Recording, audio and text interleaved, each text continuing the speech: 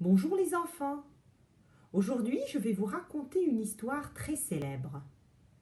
C'est l'histoire de Poussette. Poussette est une fille minuscule. Elle va faire des rencontres extraordinaires. Nous allons la suivre dans son voyage. Il était une fois une reine qui n'avait pas d'enfant. Un jour, elle était si triste qu'elle partit pleurer en cachette dans la forêt. Son cœur était lourd. De grosses larmes coulaient de ses yeux sans qu'elle puisse les arrêter. Ne sachant plus ni où aller ni que faire, elle s'assit sur une pierre et resta là, désespérée. Or, une fée habitait sur cette pierre. En entendant pleurer et soupirer la femme, elle eut envie de l'aider. Tout doucement, elle s'approcha de la reine. « Tu désires un enfant, n'est-ce pas ?»« Oh oui, plus que tout au monde. »« Ouvre ta main, voici une graine, emporte-la chez toi et mets-la dans un pot de terre. Arrose-la bien et tu verras. »« Mais comment ?»« Bon, merci. » Rentrée au château, la reine fit exactement comme la fée lui avait dit. Ensuite, elle plaça le pot au soleil près de la fenêtre et attendit. Aussitôt poussa une grande fleur qui ressemblait tout à fait à une tulipe. Ses pétales étaient fermés comme si elle était encore en bouton. Quelle magnifique fleur avec ses pétales rouges et jaunes! On a envie de les embrasser. Elle déposa un doux baiser sur la fleur. Réveillée par le baiser de la reine, la fleur s'ouvrit tout à coup.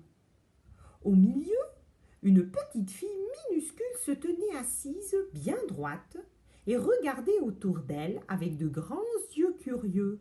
« Que tu es belle, ma fille, que tu es belle! Mais tu es si petite, pas plus haute que mon pouce. Nous t'appellerons Poussette. » C'est ainsi que Poussette fit son entrée dans le monde. La reine trouva une jolie coque de noix pour lui faire un berceau, avec un peu de mousse pour le matelas, et un doux pétale de rose comme couverture. Poussette grandit ainsi, entourée de beaucoup d'amour. C'était le bonheur. Mais une nuit, alors qu'elle dormait dans son petit lit douillet, une vilaine grenouille entra par la fenêtre. La grenouille était laide, grosse et mouillée. Elle sauta sur le guéridon qui servait de chambre à Poussette. « Oh, quelle jolie petite demoiselle! Ce serait une femme parfaite pour mon fils. Oh, je vais l'emmener avec moi. » Et elle s'empara de la coque de noix avant de disparaître dans le jardin. La grenouille habitait le long d'un ruisseau. Son fils, Pouah, était aussi vilain qu'elle. « Quax, quax, brequequequex. »« Ne parle pas si fort, idiot. Tu vas la réveiller. Je l'ai mise sur un nénuphar. Ce sera pour elle comme une île. De là, ha ha ha, elle ne pourra pas s'enfuir. Nous avons tout le temps de préparer la chambre. Sous la vase, vous habiterez tous les deux. » Poussette se réveilla, et lorsqu'elle vit où elle était, elle se mit à pleurer, car il y avait l'eau de tous les côtés autour de la grande feuille verte. Elle ne pouvait pas rejoindre la terre ferme. La vieille grenouille qui surveillait la pauvre petite nagea jusqu'à elle, suivie de son vilain fiston. « Voilà mon fils, il sera ton mari. Vous aurez une charmante maison au fond de la vase.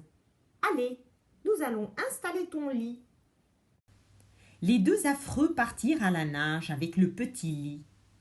Poussette resta toute seule et pleura car elle avait peur de la vilaine grenouille et ne voulait pas avoir son fils si laid pour mari. Les petits poissons qui nageaient dans le ruisseau avaient tout entendu et sortirent la tête à la surface pour voir Poussette. Ils la trouvèrent si charmante qu'ils s'assemblèrent pour lui venir en aide. Ne pleure pas, petite, nous allons mordiller la tige du nénuphar, et l'eau du ruisseau t'emmènera loin d'ici. Oh, merci beaucoup. Aussitôt dit, aussitôt fait. La feuille se détacha et emporta Poussette sur les flots. Tandis que Poussette naviguait, un grand hanneton arriva en volant au-dessus d'elle. Il l'aperçut et aussitôt saisit la fillette avec ses pinces pour l'enlever dans les airs. Puis il la posa doucement sur la branche d'un pommier. « Pauvre enfant, tu m'as l'air perdu. »« Oui, et je voudrais bien retourner chez moi. »« Tu ne ressembles pas à un hanneton,